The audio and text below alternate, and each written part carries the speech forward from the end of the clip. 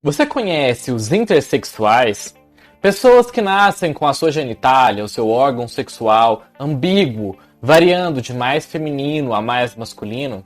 Você sabia que existe até mesmo uma escala para que os médicos possam olhar a genitália da criança e dizer se ela tem uma vagina ou um pênis? Vem conhecer um pouco mais das diversas formas da genitália humana nesse vídeo de hoje. Eu sou o Jordan, eu sou biólogo e também mestrando em Ecologia de Biomas Tropicais e sejam muito bem-vindos ao canal Eterna Busca.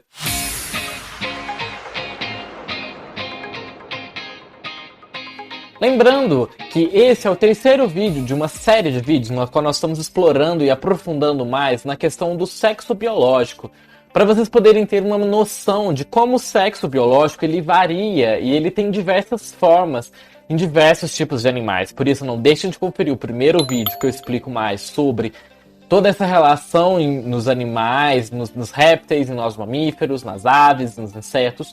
E no segundo vídeo da série, nós também aprofundamos na questão do sexo humano, como que ele acontece, como ele se forma, as gônadas. Então, não deixe de conferir esses vídeos, caso você ainda não tenha conferido. As pessoas, muitas vezes, não estão cientes da complexidade biológica do sexo e do gênero, diz o Dr. Eric Weiland, diretor do Centro de Biologia Baseada em Gênero, onde ele estuda a genética do desenvolvimento sexual e também das diferenças sexuais. Ele disse que as pessoas tendem a definir o sexo de uma forma binária, seja totalmente masculino ou totalmente feminino, com base na aparência física ou pelos cromossomos sexuais que o indivíduo carrega. Mas, embora sexo e gênero possam parecer dicotômicos, na realidade existem muitos intermediários. E também nesse vídeo aqui nós estaremos focando, lembrando novamente, na questão do sexo biológico. Nós não vamos nos aprofundar nesse vídeo particularmente em questões de gênero e da identidade de gênero, que é um outro tema. Compreender essa complexidade é fundamental. Percepções errôneas podem afetar a saúde e as liberdades civis daqueles que estão fora dessas normas sociais percebidas, diz o Dr. Weiland. A sociedade ela tem pontos de vista muito categóricos e impositivos sobre o que deve definir o sexo e o gênero de uma pessoa, mas a realidade biológica simplesmente não existe para apoiar isso. Mesmo no nível físico mais básico, existe um espectro entre o homem e a mulher que muitas vezes não é reconhecido e corre o risco de ser obscurecido por esse estigma social. Entre as suas muitas linhas de pesquisa, o Dr. Weiland estuda diferenças e transtornos do desenvolvimento sexual, um termo genérico que engloba variações genéticas e diferenças de desenvolvimento de indivíduos chamados de intersex. Aqueles cujas características físicas não são completamente masculinas ou femininas, mas algum lugar entre esses pontos.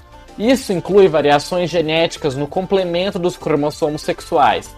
Por exemplo, uma mistura de cromossomos sexuais, que deveria ser XX, que no caso são os cromossomos femininos, e XY masculino, no mesmo corpo. Ou então um cromossomo sexual extra, no caso dos XXY, XXX, ou mesmo quando um cromossomo está ausente. Os intersex também incluem variações no desenvolvimento dos órgãos genitais, ou então das gônadas.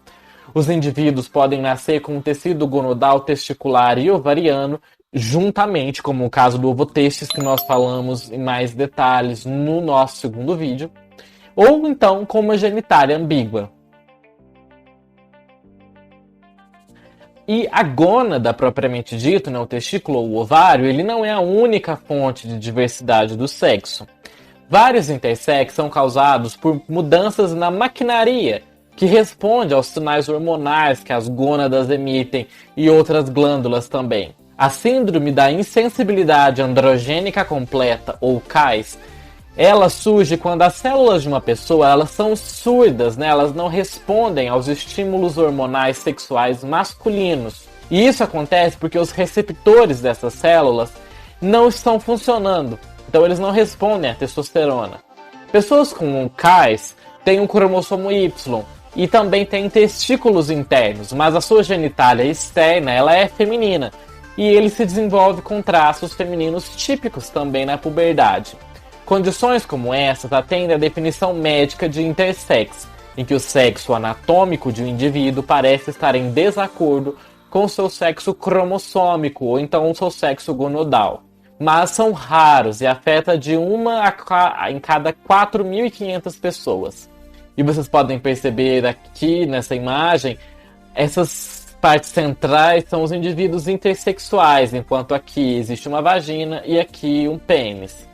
Então tem todo esse espectro de variação das genitálias. Alguns pesquisadores também dizem que a definição de intersex deveria ser ampliada para incluir variações mais sutis na anatomia do indivíduo, como no caso da hipospádia moderada, em que a abertura uretral do homem fica na parte inferior do pênis e não na ponta, como vocês podem perceber nessa imagem.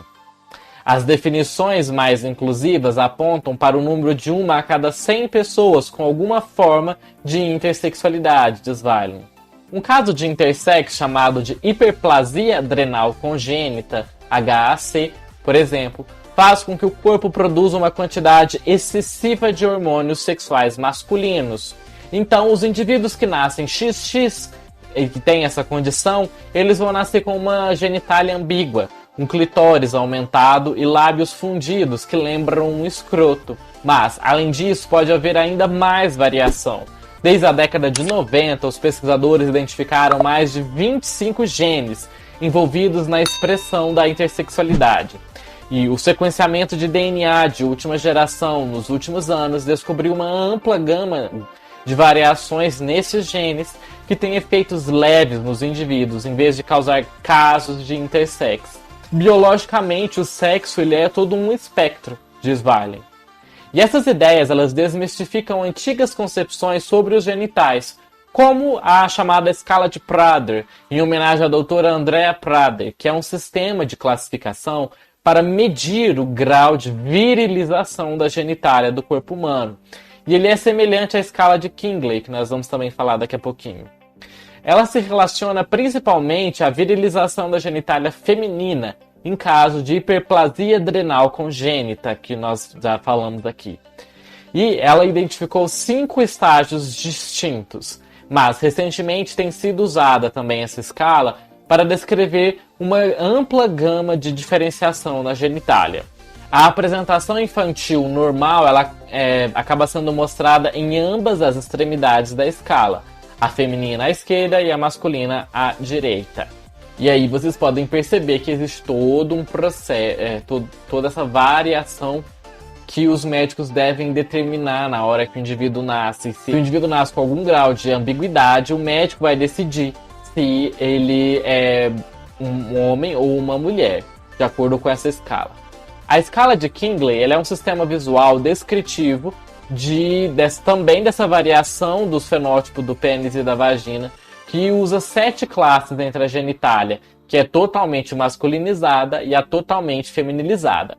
Ela foi proposta pelo endocrinologista pediátrico Charmian Kingley em 95, e ela é semelhante à escala de Prader, mas ela é usada para descrever a genitália nos casos da síndrome de insensibilidade androgênica e as suas variações. Sobre essas escalas, elas, embora tenham sido definidas como um sistema de classificação para genitais femininos, feminizados ou submasculinizados, esse conceito de que os órgãos genitais atípicos são necessariamente anormais é contestado, porque se o médico define que aquela genitália está de modo ambíguo, ele geralmente vai indicar com até 11 meses de idade que aquele bebê faça uma cirurgia corretiva. Um artigo de opinião do Centro Consultivo Nacional da Suíça de Ética Biomédica informa que variações não raro das formas sexuais podem não ser patológicas ou exigir tratamento médico, intervenção médica e cirúrgica. Da mesma forma, um relatório do Comitê do Senado australiano sobre a esterilização involuntária dessas pessoas determinou que a pesquisa sobre genitais adequados ou normais, particularmente para o caso das mulheres, levanta algumas questões muito perturbadoras, incluindo preferências influenciadas pelas especialidades dos médicos e como eles percebem o gênero das pessoas. Em um documento da edição de 2015 sobre os direitos humanos das pessoas intersex, o Comissário para os Direitos Humanos do Conselho da Europa recomendou uma revisão dessa classificação médica que patologiza as variações nas características sexuais da genitália ao nascer. E vamos falar um pouco da variação no caso dos genes. Existe um outro gene chamado de NR5A1 que até atualmente tem fascinado bastante os pesquisadores porque as variações nele causam uma ampla gama de efeito na genitália. Desde gônadas subdesenvolvidas a hipospádia leve em homens, que é aquela abertura uretral, né? A abertura da uretra do homem não fica na glândula, ela pode ficar em outras regiões do pênis. E também uma menopausa prematura em mulheres. Muitas pessoas nunca descobrem que tem alguma dessas condições de intersexualidade, a menos que elas procurem ajuda para a infertilidade ou a descubram por algum outro meio médico. Houve um caso também de relatos de cirurgiões que disseram que quando eles operavam uma hérnia em um homem, descobriram que ele tinha um útero. E esse homem, no caso, ele já tinha 70 anos e ele era pai de 4 filhos. O sexo das células, né, como que ele funciona. Estudos de intersex mostram que o sexo não é uma dicotomia tão simples assim, mas as coisas se tornam ainda mais complexas quando os cientistas se aproximam para observar cada célula individualmente. A suposição comum de que cada célula contém o mesmo conjunto de genes em todo o indivíduo, ela é falsa. Algumas pessoas têm o que é chamado de mosaicismo. E sobre o mosaicismo, nós já temos um vídeo aqui no canal que ficou muito legal, então eu vou deixar linkado aqui para vocês conferirem. Ela se desenvolve a partir de um único ovo fertilizado, um único óvulo fertilizado, mas durante o processo de replicação acontece uma mutação em alguma dessas células e essa mutação faz com que aquela região da célula que vai formar todos aqueles tecidos tenha um DNA diferente do resto do corpo. Isso é o mosaicismo. E isso pode acontecer quando os cromossomos sexuais são distribuídos de formas desiguais no corpo daquele indivíduo. Por exemplo, o embrião que ele começou no seu desenvolvimento como XY e por alguma dessas razões durante essa divisão ele perde um cromossomo Y, mas a maioria das células do corpo ela termina como XY, o homem, o resultado disso é que ele vai ser um homem fenotipicamente típico. Mas se a maioria das células que saiu durante esse processo da divisão, ao invés de ser XY, ela for somente X, isso vai resultar no que é chamado de síndrome de Turner. E vai acabar resultando em uma mulher que tem uma estatura menor, mais restrita, e também ela vai acabar desenvolvendo ovários subdesenvolvidos.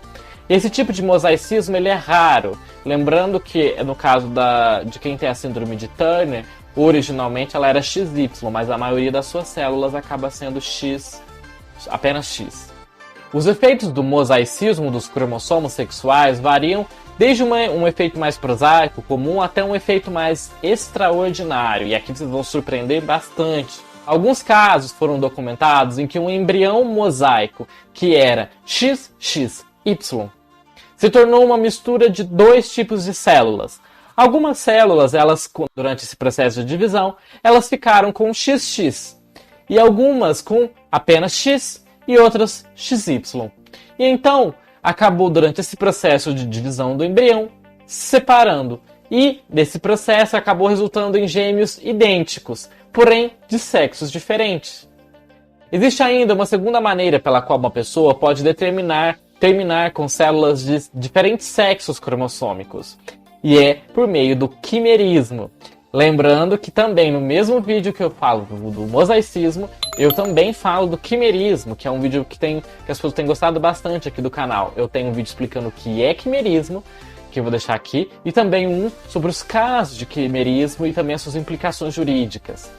Uma pessoa que é quimera, ela se desenvolve a partir de uma mistura de 2 óvulos diferentes que se fundem em um único embrião. Então é como se aquela pessoa fosse 2, digamos assim. Ela tem 2 tipos de DNAs diferentes no corpo. E esse tipo de quimerismo, ele pode resultar em casos de intersex, mas é um caso muito raro, representa menos de 1% de todos os casos de intersex. Já um outro tipo de quimerismo, que também abordamos naquele vídeo, é o chamado microquimerismo, e ele pode ser mais generalizado também. E ele ocorre quando as células tronco de um feto atravessam a placenta para o corpo da mãe e vice-versa, que nós também já explicamos isso. Foi identificado pela primeira vez nos anos de 1970, mas a grande surpresa veio mais de 2 décadas depois, quando os pesquisadores descobriram quanto tempo essas células cruzadas sobrevivem, mesmo sendo um tecido estranho que o corpo deveria, em teoria, rejeitar. Um estudo em 1996 registrou mulheres com células fetais no sangue, mesmo 27 anos após o parto. Outro descobriu que as células maternas permanecem em crianças até a idade adulta. Esse tipo de trabalho turvou ainda mais essa divisão sexual, que significa que os homens geralmente carregam células das suas mães, e as mulheres que estiveram grávidas de um feto masculino podem carregar um punhado das suas células dos seus filhos dentro delas. Essas células microquiméricas, elas foram encontradas em muitos tecidos do corpo. Em 2012, a imunologista Lee Nelson e a sua equipe da Universidade de Washington, em Seattle, encontraram células XY em amostra pós-mortem de cérebros de mulheres. A mulher mais velha que eles detectaram essas amostras de DNA masculino no cérebro tinha 94 anos. Outros estudos mostraram que essas células imigrantes elas não estão ociosas no corpo. Elas se integram no seu novo ambiente e adquirem funções especializadas, incluindo, pelo menos em camundongos, a formação de neurônios no cérebro. Mas o que não se sabe é como o aparecimento de células masculinas em uma mulher, ou vice-versa, afeta a saúde ou as características de um tecido. Por exemplo, se ela torna aquele tecido mais suscetível a doenças comuns no sexo oposto. Acho que é uma ótima questão, diz a imunologista Nelson, e é essencialmente totalmente sem solução. Em termos de comportamento humano, o consenso é que algumas células microquiméricas masculinas no cérebro parecem improváveis de ter algum efeito importante em uma mulher. Os cientistas estão descobrindo agora que as células XX e XY elas se comportam de maneiras diferentes e que isso pode ser independente da ação dos hormônios sexuais.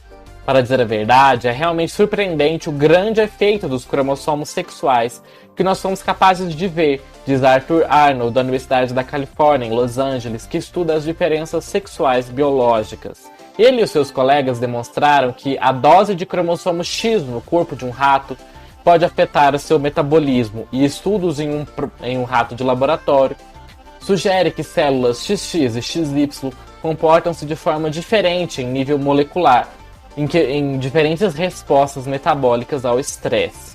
O primeiro desafio disso, diz Arnold, é descobrir os mecanismos por trás.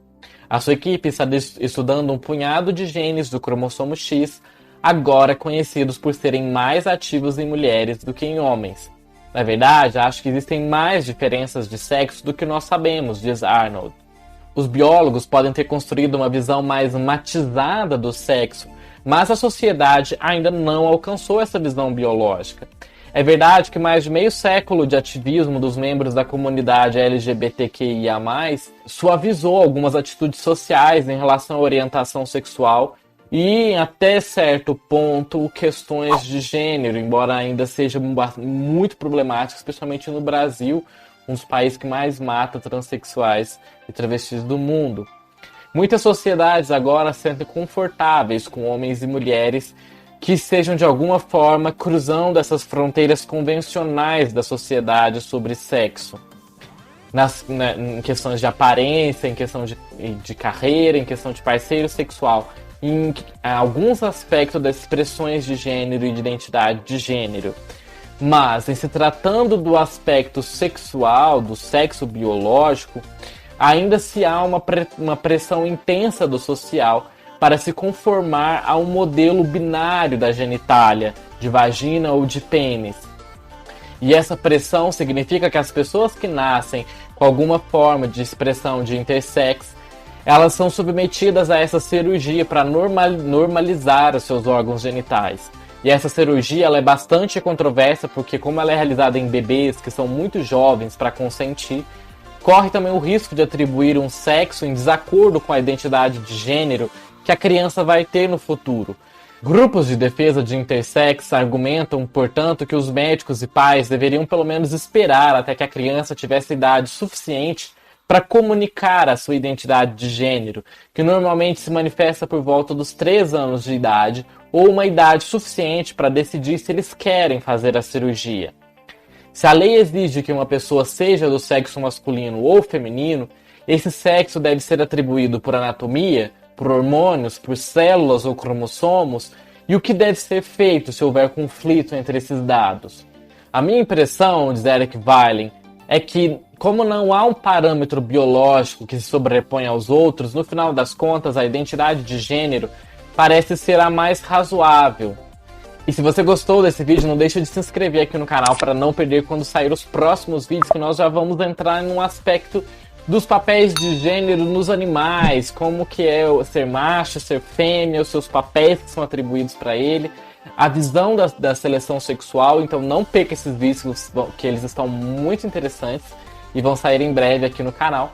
E também não deixe de comentar aqui o que você achou desses temas, se vocês já conheciam mais da realidade da intersexualidade, das variações das genitálias masculinas e femininas. E não deixe de se inscrever então, caso não seja inscrito, e vejo vocês no nosso próximo vídeo. E até mais!